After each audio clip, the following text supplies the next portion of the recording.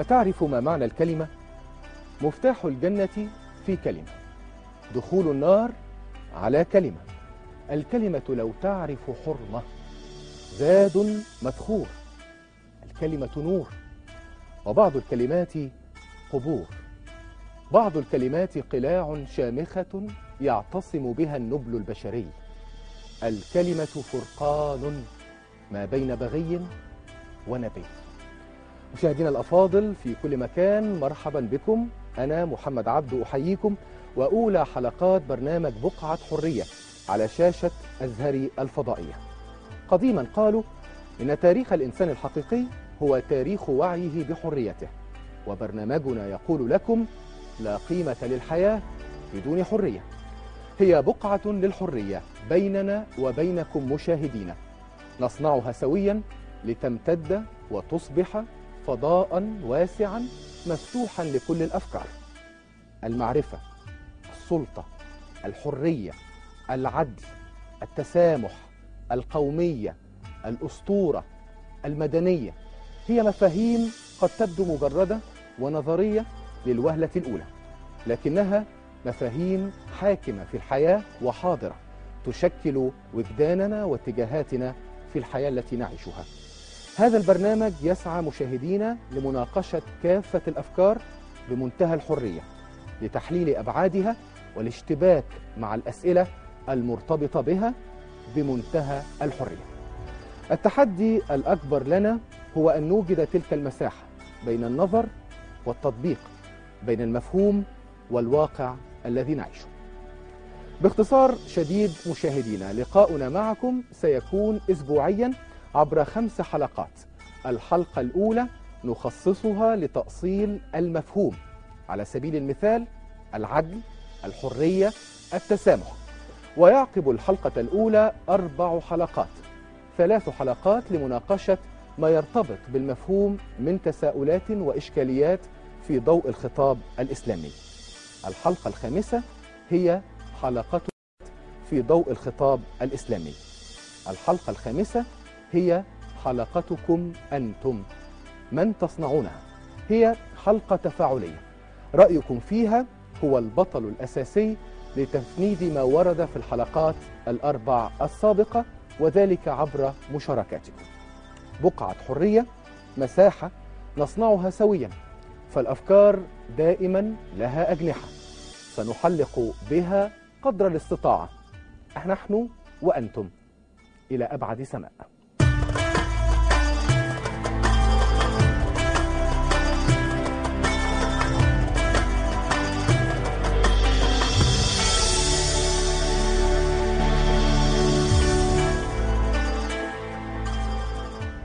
أنا حر.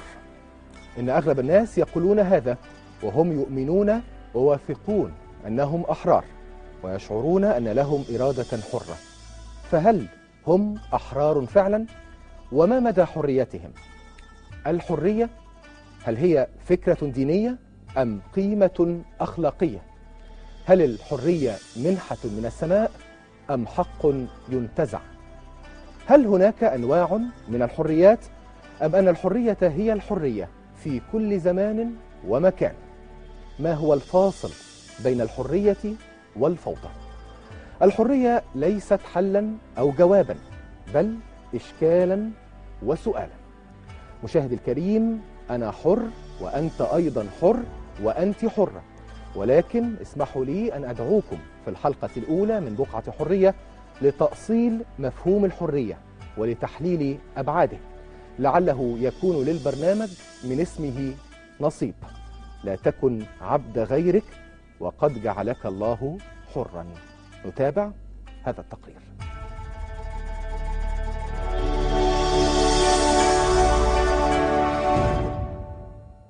يعتبر مفهوم الحرية من أكثر المصطلحات التي ثارت حولها إشكاليات وجدليات كثيرة، وتعددت المذاهب وتباينت الآراء حول الضوابط التي يدور في رحابها مفهوم الحرية، غير أن ما اجتمعت عليه الآراء في مفهوم الحرية أنها حرية الفكر، حرية التعبير، وحرية العقيدة. ومن التاريخ القديم يطالعنا فلاسفة اليونان بمعاني متباينة لمفهوم الحرية، فقد اعتبر سقراط أن الحرية تعني فعل الأفضل، وهو ما ساقه فيما بعد للمحاكمة الشهيرة التي دفع حياته فيها ثمنا لتمسكه بالحرية، بينما ربطها أرسطو بقضية الاختيار، والاختيار عنده ليس ناجما عن المعرفة وحدها، بل هو مرتبط ارتباطا وثيقا بالإرادة. وفي العصر الحديث ثارت الإشكالية حول تحديد الضوابط التي تحكم مفهوم الحرية، وبرز فيها نقيضان متقابلان يذهب كل منهما مذهبا مغايرا لتوجهات الطرف الآخر. فقد ذهب أصحاب الفكر الليبرالي في تعريفهم لمفهوم الحرية أنها حرية الإنسان في فعل كل ما يروق له بلا حدود تحد من استمتاعه، ولا منغصات تحول دون تمام لذاته، وهو ما تجسد عمليا في حياة الغرب الأوروبي وأمريكا. وفي الاتجاه المقابل سجل أصحاب الفكر الإسلامي في تعريفهم لحدود الحرية وضوابطها موقفا متميزا يستحق الإعجاب والتقدير، فقد ذهبوا إلى الإقرار بكافة الحقوق والحريات للفرد، ولكن جعلوها مقيدة بضوابط الشريعة، وسموا فوق التعريف الذي أقره أصحاب الفكر الليبرالي في تعريفهم للحرية وفق قاعدة أنت حر ما لم تضر، إلى معنى آخر، حيث يشترطون في الحرية أن تحفظ على الإنسان نفسه وعقله ودينه، مع مراعاة عدم الجور على حقوق وحريات الآخرين.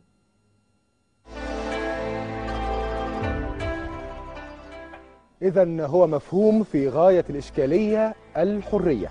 لنبدأ معكم حلقة اليوم، وهي الحلقة الأولى لتأصيل هذا المفهوم.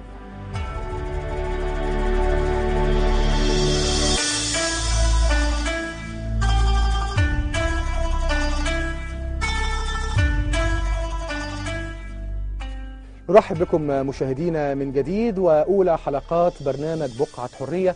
واسمحوا لي في البداية أن أرحب بضيفي الكريمين في هذا اللقاء. يسعدنا أن يكون معنا الأستاذ الدكتور محمد الجلاند، أستاذ ورئيس قسم الفلسفة الإسلامية كلية دار العلوم جامعة القاهرة. أهلا بك دكتور محمد. يا أهلا بك يا كريم. أهلا بك. ونرحب أيضا مشاهدينا بالأستاذ الدكتور علي مبروك، أستاذ الفلسفة بكلية الآداب قسم الفلسفة جامعة القاهرة. أهلا بك دكتور، وشاكرين على تلبية الدعوة. لنبدأ مع الدكتور محمد الجلياند والحديث عن مفهوم الحرية ومحاولة لضبط هذا المصطلح. هل يمكن أن نضبط هذا المصطلح وأن يكون له تعريف الحرية؟ بسم الله الرحمن الرحيم. دعني أولا أقدم كلمة شكر للجنود، لا أقول الجنود المجهولين وإنما الجنود المعلومين الحقيقة لما بذلوه من جهد طيب لإنجاز هذا العمل الذي نحن بصدده الآن. وأتمنى لبرنامجكم بقعة حرية أن تتسع هذه البقعة وتتسع لتشمل الثوب كله والمحيط كله والعالم كله، خاصة أنها بقعة حرية، والحرية أمل منشود لكل إنسان على وجه الأرض، وهي قيمة إنسانية يتطلبها الجميع. وضبط هذا المصطلح الحقيقة يختلف من حضارة إلى حضارة، ومن نظرة إلى نظرة. على المستوى السياسي لها مفهوم، على المستوى الاجتماعي لها مفهوم، على المستوى الديني أيضا لها مفهوم، بل على المستوى الفكري الفلسفي المجرد لها أيضا مفهوم. وتعدد هذه المفاهيم الحقيقة يسري معنى الحرية ويضيف إليها ما يمكن أن تنضبط به على كل هذه المستويات. فعلى سبيل المثال في التقرير الذي رأيناه الآن على الشاشة ينبئ عن مظاهر مادية لحضارات، هذه الحضارات تختلف فيما بينها في تقرير مفهوم الحرية. فرأينا مشاهد تنتمي إلى الحضارة اليونانية، ومشاهد تنتمي إلى الحضارة المسيحية، وأخرى تنتمي إلى الحضارة الإسلامية، بل هناك ما شاهدناه على الشاشة من مناظر تنتمي إلى حضارات ذات ديانات وضعية. وبالتالي يعني كل حضارة دكتور أو كل تختلف. ثقافة تعرف الحرية أيوة، بحسب ثقافتها من وبحسب حضارتها. فلسفتها الخاصة بنظرتها إلى الإنسان ومكانة ووظيفة هذا الإنسان في الوجود. طب ما أقرب تعريف من هذه التعريفات إلى قلب وروح الدكتور محمد الجلياند؟ الحرية يمكن أن تعرف بأنها أن تفعل بالمعنى الأخلاقي ما يمليه عليك ضميرك الديني والأخلاقي، بحيث لا تضر الآخرين. إذا كنت في مجتمع تمام، فالمعنى منضبط بضوابط المجتمع. تمام. إذا كنت صاحب ديانة فإن المفهوم ينضبط بضوابط هذه الديانة إلى آخره. طب اسمح لي أتوجه للدكتور مبروك. دكتور مبروك، يعني الدكتور محمد الجلياند في تعريفه الآن لمفهوم الحرية قال يجب أن تحكم بالضمير الديني، أن تكون منضبطة بالضوابط الأخلاقية والاجتماعية والضوابط الدينية. هل تتفق مع هذا الطرح، وكيف ترى أنت مفهوم الحرية؟ يعني اسمح لي أولا قبل الاتفاق أو الاختلاف مع أستاذنا الدكتور محمد أني كمان يعني أشير إلى ثنائي على البرنامج والقناة توجه هذا البرنامج إلى معالجة منضبطة وإلى سعي إلى ضبط مفاهيم كثيرة التداول، لكن بيتكشف للمرء أنها يعني في الحقيقة في حاجة إلى ضبط كثير، وبدون ضبط المفاهيم في الحقيقة تتحول إلى يعني قذائف صحيح نتقاذف بها، وفقط ضبطها معرفيا هو الذي يعني يحيلها إلى ساحة للحوار وليست ساحة للتناحر صحيح بين أفراد وبين يعني المجتمع. فيما يعني يتعلق بالحرية، لو سألتني عن التعريف أقول لك لا أعرف في الحقيقة ما الحرية. يعني مسألة الحرية ربما في تصوري تند عن أي محاولة للتعريف النظري، يعني أن تعرفها نظريا صحيح. يعني هي تمارس أكثر من أن تعرف. بالضبط، هي فعل يتحقق أكثر مما نسعى إلى ضبطه نظريا. بكل تأكيد أنا أتفق أنه الحضارات لها تجارب، الحضارات المختلفة والثقافات المختلفة لها تجارب مع الحرية، ونستطيع أن نرصد هذه التجارب، وأن لي ملاحظات على ما سمعته فيما يخص في التقرير اللي تفضلتم بالإشارة إليه. لكن خلينا أقول الأول أنه يعني أنا عندي مسألتين أساسيتين بيحددوا في الحقيقة مفهوم الحرية في تصوري. هناك عنوان لكتاب يعني أصدره فيلسوف إيطالي، عنوان الكتاب اسمه التاريخ بوصفه قصة الحرية. وفي الحقيقة هذا الفيلسوف الإيطالي اللي هو بنديتو كروتشا ده كان أحد تلامذة هيجل الفيلسوف الألماني الكبير هيجل. وهيجل كان بيتصور أنه التاريخ محكوم بالعقل بشكل أساسي. العقل والحرية باعتبارهم يعني صنوان، وباعتبارهم يعني متصاحبان في حكمهم لحركة التاريخ. لماذا التاريخ هو قصة الحرية؟ لأنه في الحقيقة من يتابع مسيرة الإنسانية من لحظات وجودها السحيقة الأولى إلى الآن لا يجد إلا أنك بصدد بشر يصارعون من أجل أن يتحرروا في مواجهة أشكال متعددة في مواجهة أي أشكال، يعني أي سلطات يواجهها الفرد والإنسان لكي يتحرر. ليس فقط السلطة بالمعنى السياسي في الحقيقة، يعني ربما السلطة بالمعنى السياسي هي واحدة من الأشكال التي تحدد حريات البشر، أحيانا تحدد حريات البشر، لكن المسيرة تبدأ حتى من الطبيعة. الطبيعة كانت يعني الإنسان الأول كان عنده مشكلة مع الطبيعة، وكان شايف أنه الطبيعة بتمثل قيد وتحديد بالنسبة له. أحيانا الأوضاع الاجتماعية الأعراف المتوارثة والتقاليد المتوارثة بتمثل أيضا قيد. يعني هناك الطبيعة، هناك الثقافة. أحيانا الثقافة بتمارس تحديدات على البشر. الثقافة أيضا بتمارس تحديدات على البشر. البشر باستمرار في مواجهة كل هذه القوى يحاولون أن ينعتقوا منها، بما يعني أن الحرية في الحقيقة كمفهوم لا تتبلور إلا في مواجهة فكرة العائق، أن هناك عائق. صحيح. عائق يجب أن يتجاوزه لكي وهو جزء منها، هذه مفارقة الحرية. الحرية ليست شيئا يعني نجد يعني ملقى كده ومعطى لنا. يعني الحرية تتحقق في مواجهة عوائق بشكل مستمر. هذه يعني فكرة أولى أريد أن أركز عليها في مقاربتي للحرية. تمام. ربما هناك فكرة أخرى إذا أذنت لي باختصار، أنه أشرت في مقدمتك الرائعة للحلقة أنه الحرية يعني هي قيمة الحياة. في الحقيقة أنا بتصور أن الحرية ليست قيمة الحياة، الحرية هي الحياة نفسها، هي الوجود نفسه. لماذا؟ وهذه ليست بلاغة، يعني ما أقوله ليس بلاغة، هي حقائق. لأنه في الحقيقة البشر يحققون وجودهم من خلال اختيار بين بدائل. البشر يحققون وجودهم ويكونون وجودهم ويصنعون ذواتهم ويصنعون أنفسهم عبر فعل الاختيار. وهذا الاختيار بين أنت تختار بديل وتعدم بديل. أنت تختار أن تكون كذا وترفض أن تكون كذا. فهذا يعني أنه فعل الحرية هو فعل اختيار من بدائل، هو فعل تحقيق لوجودي. أنا بصنع وجودي عبر هذا الفعل. يعني البشر يصنعون وجودهم عبر هذا الفعل. التقط منك هذه الكلمة فعل الاختيار وأتوجه إلى عالمنا الجليل الدكتور محمد الجلياند.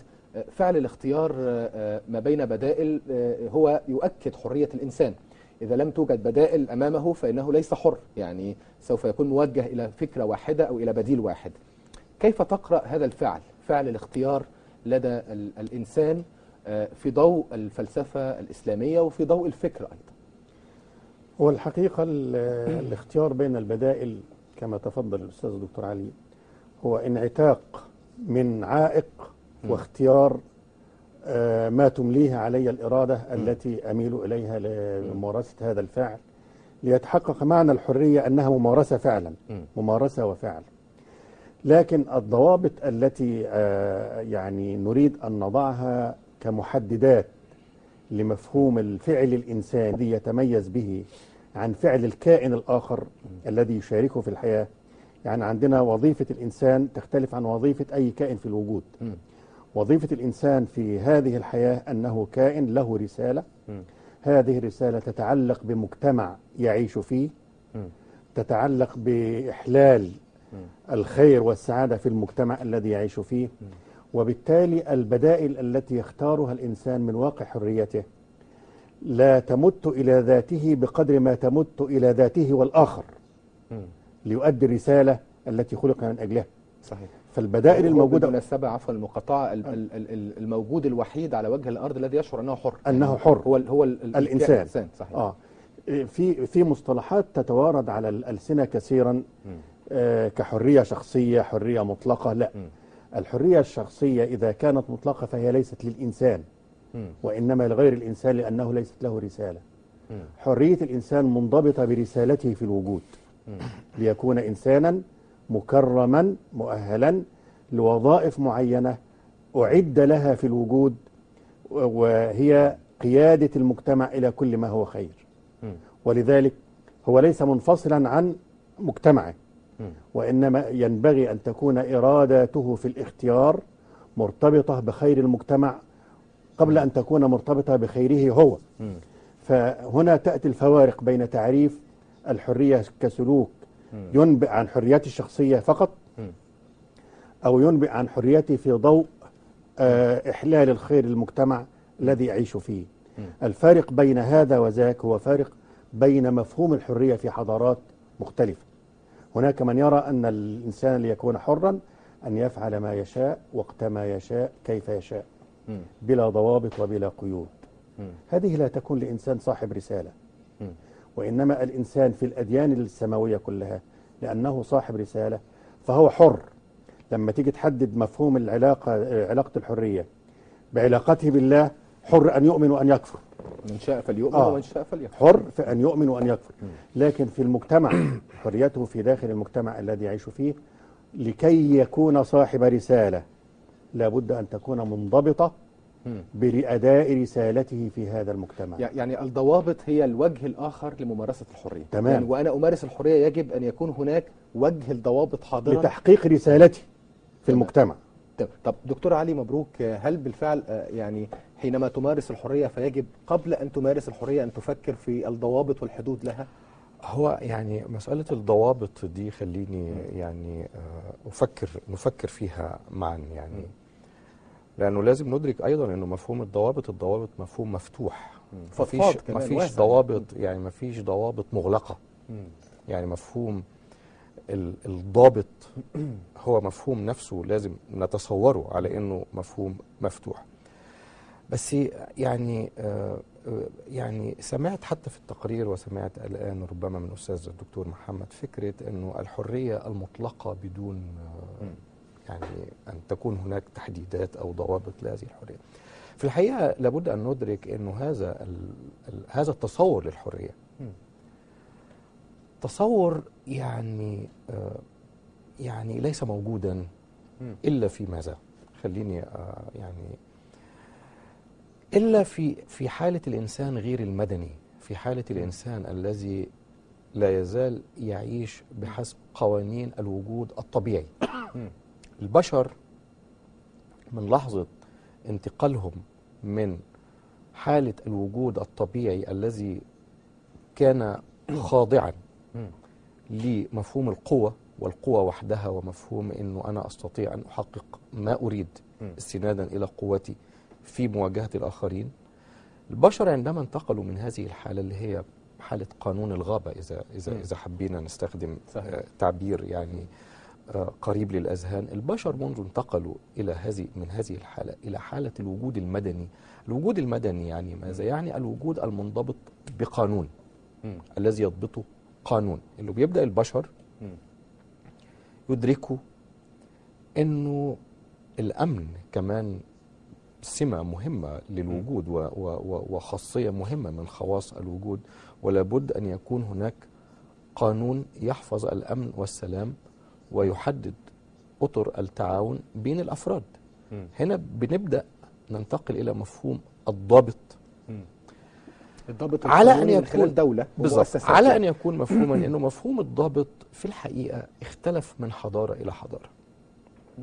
مفهوم الضابط، لكن هناك ضابط في التحليل الأخير، يعني ما لابد أن يستقر أنه لا توجد حضارة منفكة من أي ضوابط. هو فقط الحضارات بتتباين في نوعية الضوابط. هناك حضارات شايفة أنه فكرة الضابط العقلاني بتؤدي الوظيفة، هناك حضارات أخرى شايفة أنه فكرة الضابط الديني بتؤدي وظيفة. إذن إحنا عندنا في تاريخ الإنسانية القانوني مثلا بالضبط، ما هو القانون باعتباره انعكاس لعمل العقل. صحيح. إذن إحنا عندنا نماذج في التاريخ الإنساني مختلفة لجماعات. وعلى فكرة يعني مسألة الضابط ليست اختيارا بالمناسبة. مفيش جماعة بتيجي تقول أنا هختار الضابط الفلاني وهستبعد الضابط الفلاني. يعني لو أثرنا مسألة الضابط بين العقلاني والديني، احنا هنكتشف مثلا انه في بلد زي مصر مثلا، لو جيت لبلد زي مصر بلد اتكون حوالين النهر، وبالتالي حضارته نشأت حوالين النهر. حضارته ما أنشأهاش الدين، حضارته أنشأها النهر بشكل أساسي. ده احنا بنكتشف إنه النهر وضبط النهر خلق مفهوم الدولة المركزية، وبدأت ربما تكون الدولة المركزية هي اللي تبني دين. بدأنا نتصور الفرعون باعتباره إله، يعني بدأت الدولة تكتشف إنه الدين أداة من أدواتها في الاشتغال وفي ضبط الناس وفي ضبط العلائق بين الناس، فبدأت تخلق هذا الضابط الديني لضبط العلاقات بين الأفراد. لكن أنت هتكتشف أنه في حضارات تانية، يعني مثلا لو بصيت لتجربة الإسلام، ودي يمكن قيمة ابن خلدون الأساسية في الحديث عن تجربة الإسلام مع العرب هتكتشف انه ابن خلدون بيتكلم عن الضابط الديني باعتباره ان هو الضابط الوحيد الذي كان يصلح مع هذه الجماعة. يعني هذه الجماعة لكي تنقلها من حالة الوجود الوحشي، وهذا تعبير ابن خلدون بالمناسبة والدكتور الجلياند معنا، لكي تنقلها من حالة الوجود الوحشي إلى حالة الوجود المدني لا يمكن عقليا.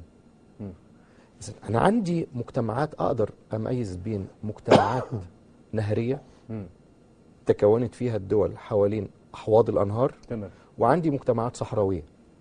المجتمعات الصحراوية فرضت طابع عيش مختلف عن طابع العيش اللي عاشته. هلتقط منك هذه الفكرة والحديث عن أن الضوابط بتنبع من داخل المجتمعات ذاتها. هناك فارق بين مجتمعات صحراوية، مجتمعات نهرية، حضارات أخرى وحضارات شرقية وغربية. يعني هل ليس فقط الحاكم أو الضمير الديني كما أشرت دكتور جلياند في بداية أو مفتتح الحلقة هو الذي يضبط المسألة؟ وكيف ترى فكرة الضوابط العقلانية؟ هل يمكن أن نقول أن هناك ضوابط عقلانية مثلا في مواجهة ضوابط أخرى دينية؟ لا شك، مش في مواجهة ضوابط دينية. لا شك أن هناك ضوابط عقلانية في كل مجتمع تطبق سلوكيات هذا المجتمع على مستوى الأفراد وعلى مستوى الجماعات. لكن أود أن أشير إلى أن قضية المدني والبدوي هي قضية نسبية. على سبيل المثال لما بنيجي نتكلم عن الضوابط ربما لا توجد مع الإنسان البدوي وتوجد مع الإنسان المدني. الآن أمريكا تعامل العالم على أنها المهيمن الوحيد من منطلق حضاري مدني، وتفرض عليه ما تراه هي تحت بند الحرية والديمقراطية. لما نيجي نبحث في الواقع الذي تعيشه هذه المجتمعات التي تهيمن عليها أمريكا، نجد أن الحرية التي تحاول أن تطرحها أمريكا على هذه المجتمعات ليست نصيبا للمجتمع الذي تفرضه عليه، وإنما لحريتها هي وديمقراطيتها هي ومصلحتها هي. فتفاوت المفهوم من بدوي لمدني تفاوت نسبي، فضلا عن أن المفهوم على لسان كثير من الفلاسفة الآن يتكلمون عن الحرية المطلقة بلا ضوابط. بلا ضوابط، حتى في أمريكا، في ألمانيا، في فرنسا، من الشباب ومن الفلاسفة من تكلم عن الحرية المطلقة التي لا يضبطها إلا منفعتي أنا ومصلحتي أنا ولذتي أنا وما أراه أنا. ويمكن كلمة الليبرالية مسكونة بهذا النفع الفردي لكلمة الليبرالية أو الحرية. ده موجود، إنما على مستوى الواقع بقى حتى بمنطق الفطرة لابد أن تفرض على الإنسان ضوابط في سلوكه. الفطرة بعيدا عن العقل وبعيدا عن الدين وبعيدا عن الفلسفة. الإنسان الذي يعيش بفطرته السليمة يجد في سلوكياته ما يضبط هذا السلوك، صحيح، ليحقق للآخر ما أريده أنا. تمام. بدون مفاهيم دينية وبدون مفاهيم فلسفية. هي الفطرة هي الحاكمة. الفطرة، نعم. طب هل فعلا المصطلح الليبرالية، وهو مصطلح قد يكون في بعض الأحيان في مجتمعاتنا العربية سيء السمعة، هل تساوي الليبرالية حرية منفلتة مطلقة؟ يعني بكل تأكيد أنا بتصور أنه هذا التصور يعني في حاجة إلى مناقشة وفي حاجة إلى مراجعة، ونحن في حاجة بالفعل إلى أن نراجع هذه المفاهيم بالتأكيد. احنا يعني محتاجين نراجعها، يعني صحيح. مراجعة دقيقة. لكن أنا يعني لست من أنصار القول بأنه الليبرالية تعني هذا الانفلات على الصعيد الفردي، لأنه في الحقيقة الليبرالية ليست، يعني احنا بنركز ربما على ما تعنيه في السياق الفردي، لكن في التحليل الأخير الليبرالية فلسفة سياسية واجتماعية. لعل الذين يعني يحاولون قراءة دلالتها على المستوى الفردي ويخوفون أو يقولون أنه دلالتها على المستوى الفردي تعني الانفلات من كل قيود. وأنا في الحقيقة برضو مش قادر أفهم أنه في بشر يمكن أن يعيشوا منفلتين. حضرتك بترجعها دي للمرحلة الوحشية اللي هي البدائية. بالظبط. دلوقتي في مدنية فما فيش الانفلات الكامل. بالظبط. مسألة الانفلات الكامل دي مسألة يعني يصعب تصورها في حال البشر الآن. طب يعني احنا هنخصص بالطبع يعني حلقة لضبط أو الحديث عن مفهوم الليبرالية، لكن عودة إلى الحرية، والليبرالية تعني بالإنجليزية يعني الحرية، لكن بالزبط. عودة إلى مفهوم الحرية بعين أستاذ الفلسفة، أستاذ الفكر. هناك أنواع من الحريات، لكن ما هي الحرية التي ترى أنها يجب أن تكون متحققة بشكل أساسي للإنسان؟ يعني ليست هناك أنواع من الحريات، وإنما هناك تجليات يعني لفعل الحرية. الحرية بتتجلى في ميادين وأنشطة مختلفة. يعني أيضا لما تسألني إيه تصورك لما ينبغي أن تكون عليه الحرية أو فعل الحرية الآن، أنا بعيدا عن تصور ما ينبغي أن يكون، لأنه في الحقيقة أنا مش مغرم قوي بحكاية التفكير في إيه اللي لازم يبقى يكون. بتصور أنه أيضا التفكير في هذا السؤال لا يمكن أن يكون تفكيرا مطلقا، وإنما هو أيضا تفكير مرتبط بالشروط اللي بعيشها أنا في هذه اللحظة في مصر، في يعني في بداية الألفية الأولى، في العقد الأول من الألفية الأولى، أو على في بداية العقد الثاني من الألفية الأولى. أنا ما أقدرش أفكر في مسألة إيه اللي أنا عايزه من الحرية، أو إيه اللي بتصور انه لازم تكون عليه الحريه بعيدا عن موقعي صحيح كمصري الان في هذه اللحظه.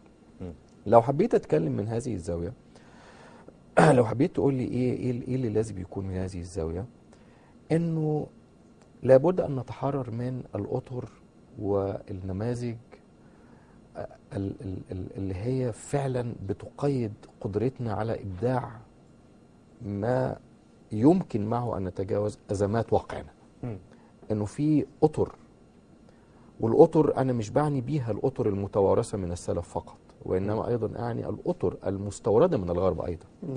إنه في التحليل الأخير هناك أطر، هناك أطر جاهزة، وهناك منظومات جاهزة يتم استيرادها من الغرب واستيرادها بنفس الشكل من السلف، ومحاولات فرضها على الواقع على نحو قسري. وفي الحقيقة هذا هو الذي يرعبني الآن، يعني هذا هو الذي التحدي بالضبط، هذا هو التحدي اللي راهن أمام المصريين والعرب في سبيل أنهم يبدعوا نموذجا خاصا صحيح مستفيدين بالتأكيد من ما صنعوا السلف وما صنعوا الغرب، وما صنعوا الغرب الآن، وما صنعوا الغرب. أنا بقول مستفيدين مما صنعوا السلف ومما صنعوا الغرب، وعلى نحو يعني يساعدهم على الاستجابة للتحديات اللي بتفرضها اللحظة الراهنة. في هذه المساحة تحديدا، هل لدينا نحن نموذج خاص للحرية؟ يعني دون أن كما يقول الدكتور مبروك نتأثر أو نعبد السلف، ودون أن نتبع نظريات غربية قادمة من الخارج، هل لدينا نموذجا خاصا للحرية أو لمفهومنا للحرية كعالم عربي وإسلامي؟ لنا مساحة مفتوحة جدا جدا، نملأ هذه المساحة بما نراه صالحا لنهضة هذا المجتمع، ويحكم الإطار الذي ينهض به من واقعه ليستشرف المستقبل الذي ننشده. المشكلة إن في استقطاب في السوق الثقافي الآن، يا إما الحقيقة أنا أؤيد الدكتور علي الآن في ليست القضية إما هذا وإما ذاك، وإنما ما هو الصالح هنا وما هو الصالح هنا لهذا المجتمع في هذه اللحظة الراهنة، صحيح، لننهض به من واقعه الآن. فنأخذ من السلف ما هو يفيد واقعنا المعاصر وهو كثير، ونأخذ من الغرب ما يفيد واقعنا المعاصر وهو أيضا كثير، ونؤلف بينهما توليفة مصرية. صحيح. وهذا ما عهدناه في تاريخ مصر في علاقاتها الثقافية والحضارية مع جميع الأمم.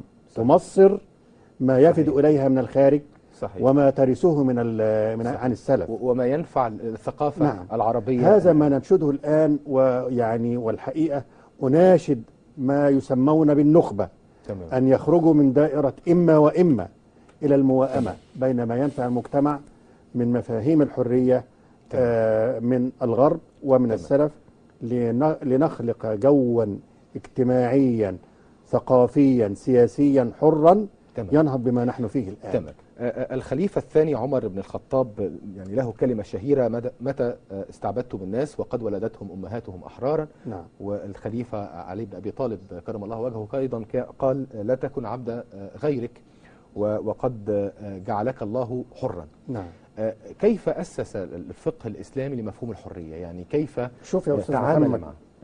هذا المصطلح تجاوزه الإسلام إلى ما يترتب عليه.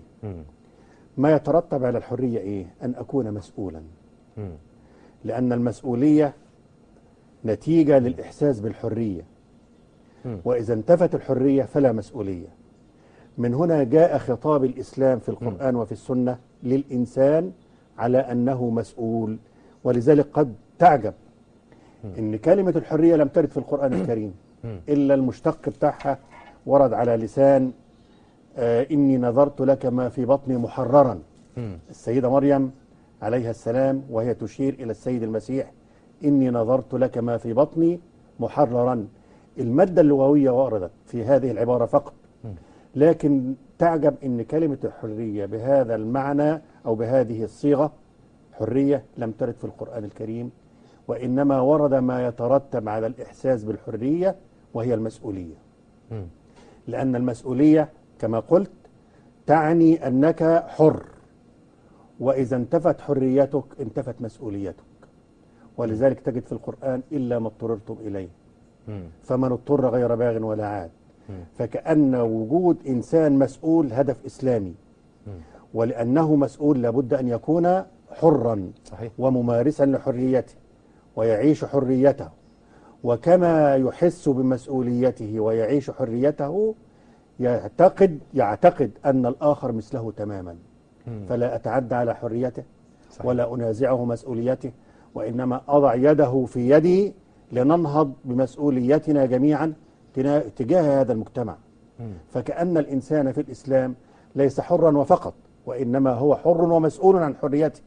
ولذلك الحرية في الإسلام فريضة، ليست منا من أحد ولا موهبة من أحد، وإنما الإنسان من واقع تكليفه شرعا بمسؤوليته عن مجتمعه هو حر ويكافح ويناضل ويقاتل ليحصل على هذه الحرية.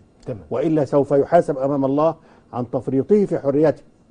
وبقدر، ونقطة مهمة جدا، مسؤوليته عن حريته بقدر مسؤوليته في المجتمع هو مسؤول عن صيانة حرية الآخرين، سواء كان الآخر مسلما أو غير مسلم. صحيح. دي قضية مهمة جدا.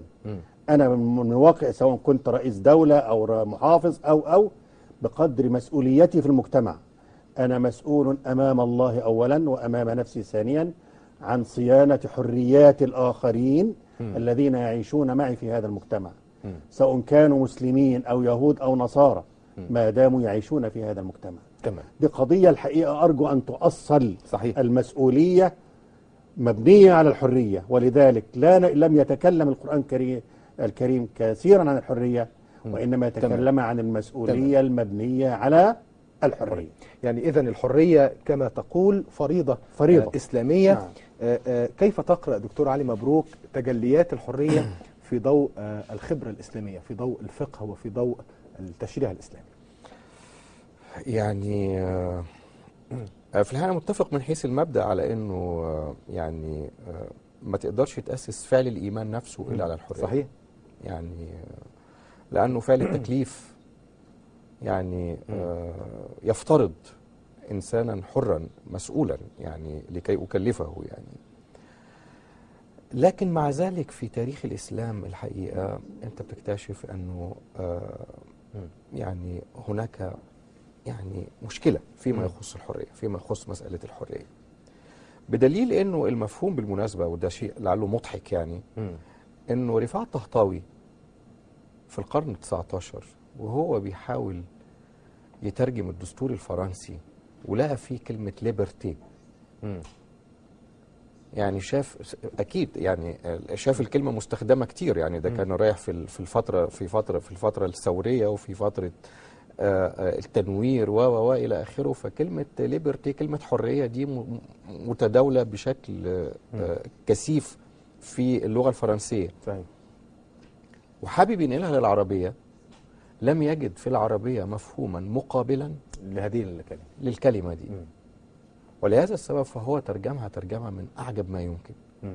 ترجم كلمة الحرية بإخوة العبودية. إخوة العبودية أو أخوة العبودية. بمعنى إيه؟ بمعنى أننا جميعا متآخين في العبودية لله. هذا هو ما تصوره الطهطاوي. يعني تصور أنه هذا التركيب اللغوي اللي هو عمله هو المقابل لهذه الكلمة اللي هي كلمة حرية التي يعني اطلع على تداولها الكثيف في الفرنسي. فلا عندنا مشكلة فيما يخص الحرية، ولابد أن نعترف بهذا. في الحقيقة أنا شايف أنه لابد أن نعترف بهذا. طبعا النصوص التأسيسية ممكن أن تلتمس فيها أسس جيدة، لكن الكيفية التي قرأت بها هذه النصوص التأسيسية والصياغات التي تمت للمفاهيم في الفقه الإسلامي أو في العقيدة أو إلى آخره، بنكتشف الحقيقة. وخصوصا يعني أيضا عندما نتحدث لابد أن نكون يعني مدركين لمسألة مهمة، إنك لا تستطيع أن تتحدث عن الفكر الإسلامي كله وكأنه شيء واحد. صحيح. الفكر الإسلامي ده تيارات متعددة وخطابات متعددة ومذاهب شتى وإلى آخره، لكن هناك هيمنة تحققت لواحد من هذه الاتجاهات وتم تهميش ما عدا.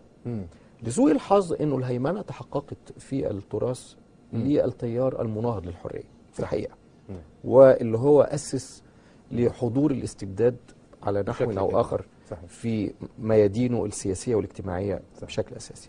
يعني أدعوكم للنزول إلى الشارع.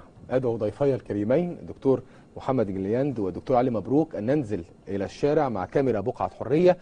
كاميرا بقعة حرية رصدت آراء الناس في الشارع حول الحرية ومفهوم الحرية في الحياة. نتابع ونعود مرة أخرى، كونوا معنا.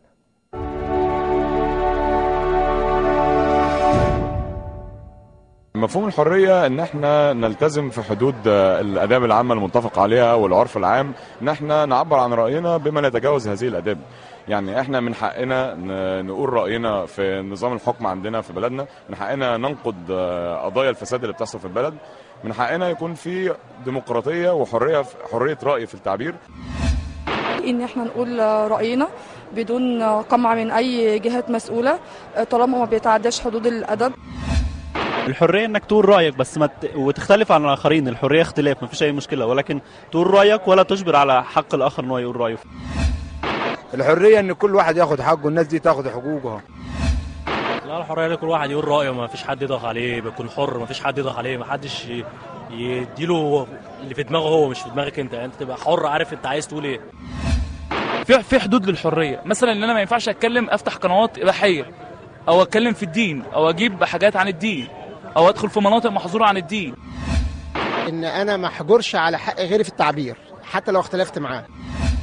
ده اسلامنا اصلا بينادي بالحريه، وهي الحريه اساس الاسلام واساس الدين واساس المعيشه العاديه. حتى من ساعه الثوره ما قامت فعلا انا ما حسيتش باي حريه، مفيش اي تغيير. هي عدم الاعتداء على حريه الاخرين. الحريه ان انا اتعلم ديني واتعلم كل حاجه انفع بيها شعبي ووطني. الحريه ان البني ادم يبقى حر في الفكر، حر في اي مذهب ديني ينتمي له، حر في اي مذهب سياسي، اي حزب سياسي مثلا عايز يشترك فيه. البني ادم يبقى يعني مش حاسس ان هو مقيد، حريه التعبير عن الراي بشكل عام. حريه ان انا ابقى حره بس ما اذيش الاخرين بحريتي، دي اهم حاجه في الحريه. تحرر من سلطه بتعيقنا، نحقق امالنا، نكون مستقبلنا، نعيش حياه كريمه، يعني ابسط الحقوق تكون موجوده معانا. الحريه يعني مش موجوده في مصر عموما، فاحنا يعني الحريه بالنسبه لي هو غير الشعارات بقى اللي هو انت حر ما لم تضر والكلام ده. الحريه ان انا يعني ما بقاش مجبر مني حاجه انا مش عايز اعملها. الحرية إن كل واحد يطالب برأيه من غير ما يبقى فيه حجر، من غير ما يكون فيه محاكمات عسكرية للمدنيين. يعني هي دي الحرية. الحرية إن كل واحد يقول رأيه ويفكر فيه ويقدر إن هو يتحاور من غير ما يكون فيه حجر، وكل واحد يعبر عن اللي هو عايزه من غير ما يكون عليه أي رقابة. الحرية هي ازاي ان انا اقدر اكون حر في ان انا اعبر عن رأيي، وازاي حر ان انا اكون اقدر اوجه رأيي في الطريق الصح.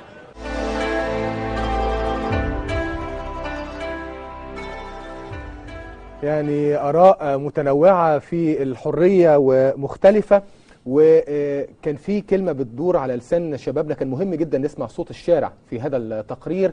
حرية الرأي، حرية التعبير، في رغبة كده وفي عطش للإبداء الرأي والحرية الخاصة بالحرية الفكرية وحرية التعبير. وأحد الشباب قال مفيش حرية موجودة في الوطن. هشوف رأي ضيوفي الكرام، وهبدأ بالدكتور محمد الجلياند.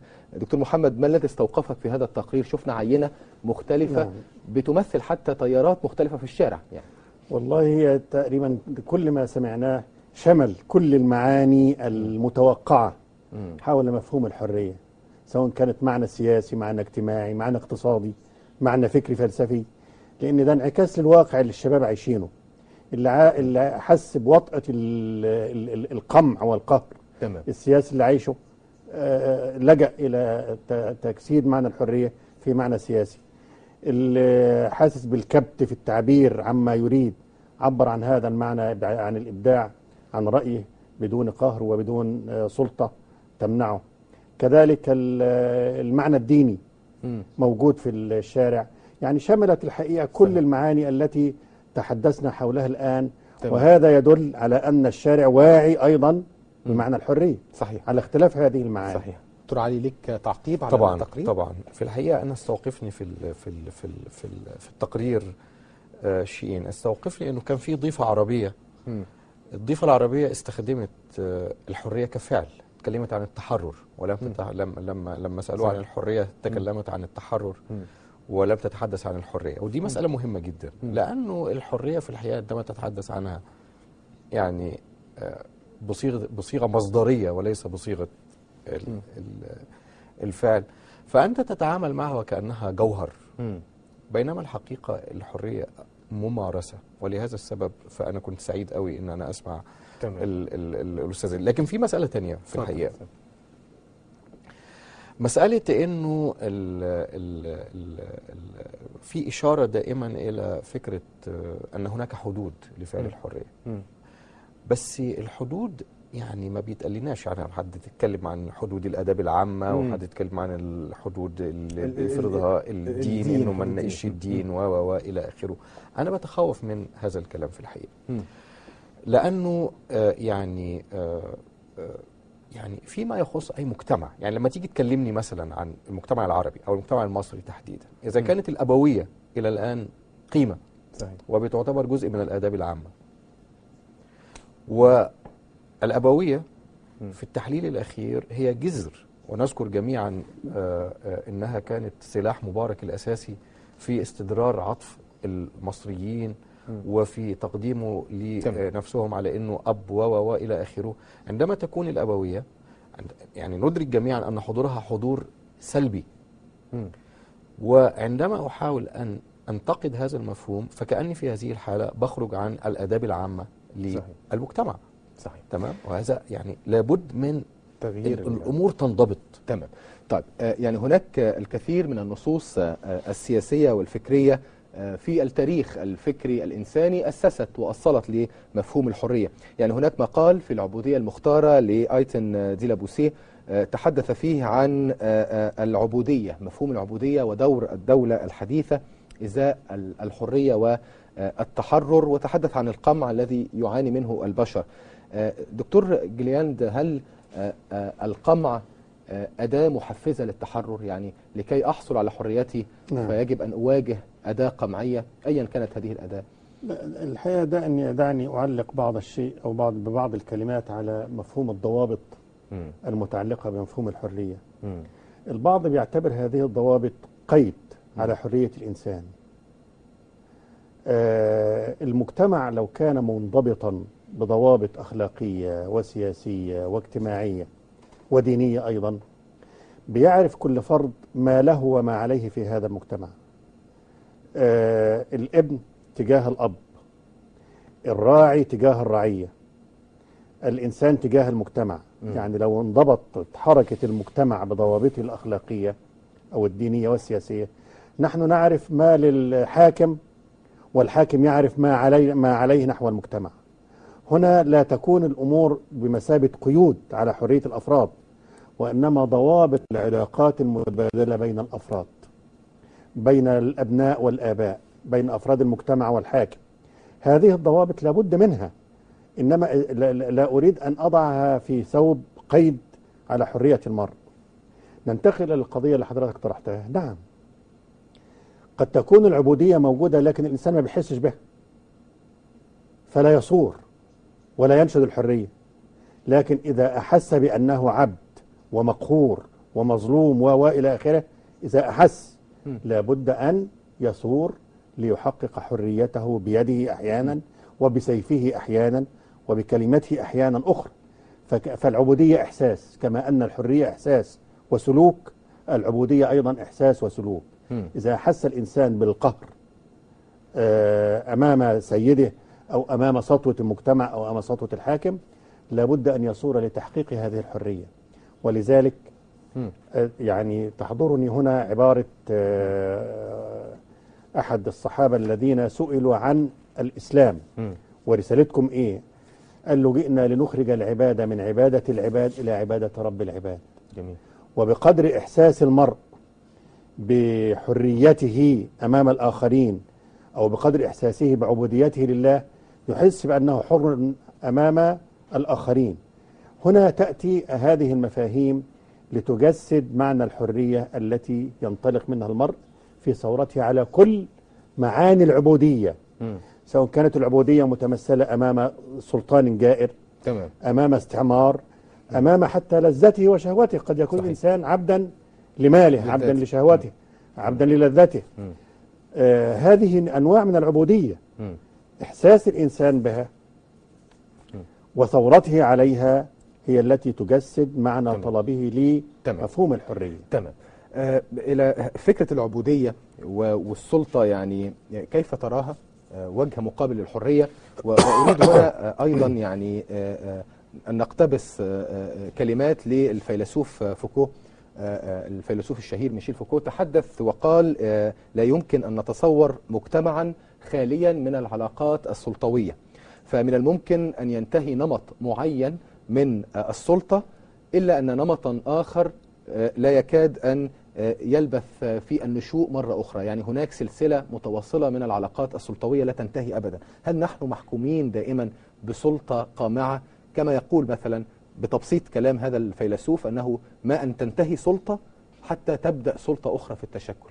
طيب، خليني بس أشير أولا إلى مقال العبودية المختارة بتاع لابواسيه، لأنه في الحقيقة مقال مهم في الحقيقة، لأنه إحنا تحدثنا كثيرا عن الحرية يعني كمطلب إنساني وكفعل وكممارسة وكمسؤولية وإلى آخره. لكن علينا أيضا لكي لا نكون مثاليين طوال الوقت أن نشير إلى أنه العبودية أيضا بيبدو في بعض الأحيان أنها الحرية بيبدو في بعض الأحيان أيضا أنها تكون عبئا، وأن البشر يفرون منها. الهروب من الحرية بالضبط. هل نهرب بالضبط. بعض الأحيان من الحرية نخاف منها يعني. بالضبط. بالضبط. هذا هو معنى العبودية المختارة، إنه بيستشعر يعني إنه يبدو أن الحرية مسألة أو ممارسة تتطلب شجاعة،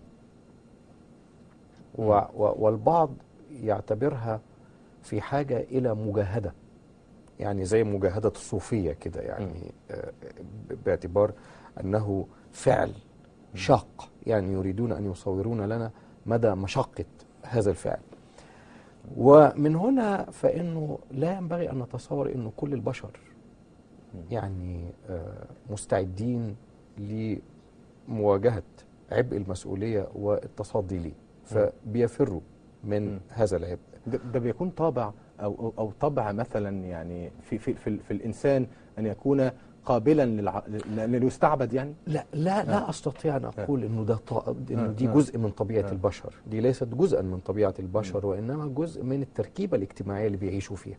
احيانا التراكيب الاجتماعيه والظروف التاريخيه والسياقات التاريخيه اللي بيعيش فيها البشر بتفرض عليهم اشياء ضد طبيعتهم، تخليهم فيها قابليه للاستعباد يعني. بالظبط. اللي سماها اظن مالك بن نبي قابليه للاستعمار. بالظبط. الظاهره دي هي نفسها الظاهره اللي كان بيحللها لابواسيه في القرن ال17، وهي نفسها اللي هيجي بعد كده إريك فروم في كتابه الهروب من الحريه ويحلل ظاهره صعود النازية في ألمانيا في بدايات القرن العشرين أو في النص الأول من القرن العشرين. يعني احنا بنشوف انه يعني الحرية يعني ليست دائما هذا المطلب اللي كل الناس متوافقة عليه. صحيح. في أحيان كثيرة جدا، يعني أحيانا كنت بتسمع الناس في مصر مثلا في وقت من الأوقات كنت يبدو من خطاباتهم ومن عباراتهم وكأنهم يؤيدون الاستبداد وكأنهم حريصون على استمرار الاستبداد. هذه العبودية المختارة التي يختارها البعض في بعض الأحيان. دكتور جلياند، هل نخاف في بعض الأحيان من الحرية؟ ويعني كلمة نختتم بها هذا اللقاء.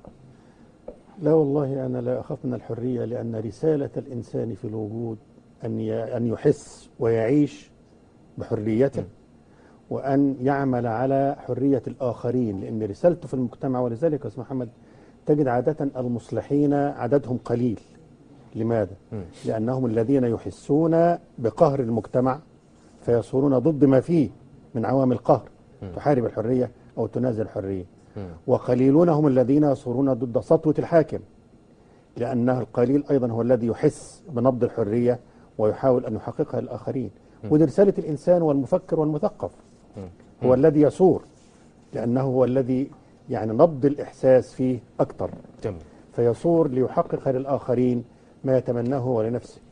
فليس لا أظن أن هناك من يتمنى العبودية ويحارب الحرية من هذا المنطلق، لأنها قيمة إنسانية منشودة للجميع حتى وإن لم تتحقق.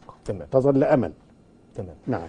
يعني لا يسعنا في نهاية هذه الحلقة الأولى من برنامج بقعة حرية إلا أن نتوجه بالشكر العميق لضيفي الكريمين الأستاذ الدكتور محمد الجلياند، رئيس قسم الفلسفة الإسلامية بكلية دار العلوم جامعة القاهرة سابقا. أشكرك شكرا جزيلا، يعني شرفتنا في هذا اللقاء دكتور. كما طبعا أتوجه بالشكر العميق أيضا للأستاذ الدكتور علي مبروك، أستاذ الفلسفة بكلية الآداب جامعة القاهرة. أشكرك شكرا جزيلا على هذه الإضاءات. لك الشكر. وشكرا لكم. لك شكرا جزيلا.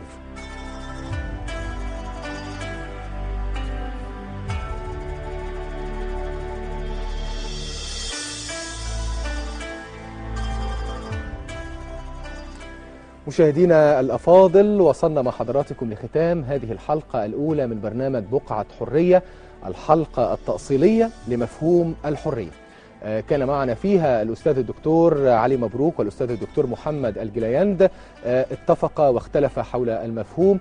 كان هناك تأكيد من الدكتور محمد الجلياند على أن الحرية هي حرية الإنسان وحرية لها رسالة في المجتمع، وأن القرآن الكريم تحدث عن تبعات الحرية، عن المسؤولية أكثر من الحديث عن الحرية. لم ترد لفظة الحرية في القرآن الكريم كما قال الأستاذ الدكتور محمد الجلياند. تحدث أيضا على أن الحرية لها ضوابط وتحكم بالضمير الديني.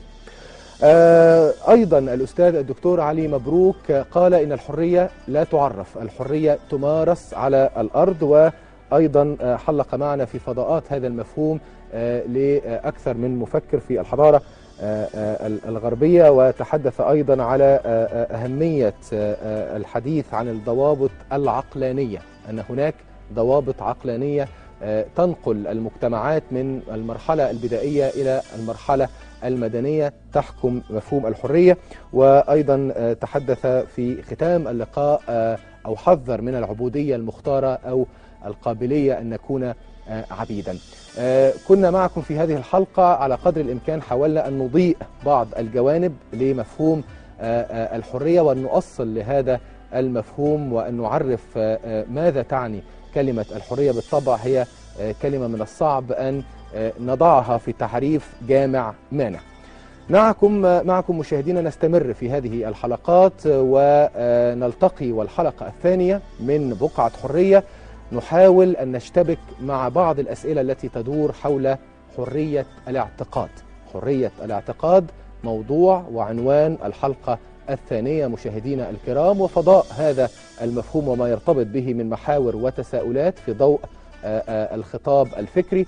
معنا في هذه الحلقة سوف يكون الأستاذ الدكتور محمد الجليند أستاذ الفلسفة الإسلامية بكلية دار العلوم جامعة القاهرة، والأستاذ الدكتور علي مبروك أستاذ الفلسفة بكلية الآداب جامعة القاهرة. تابعونا.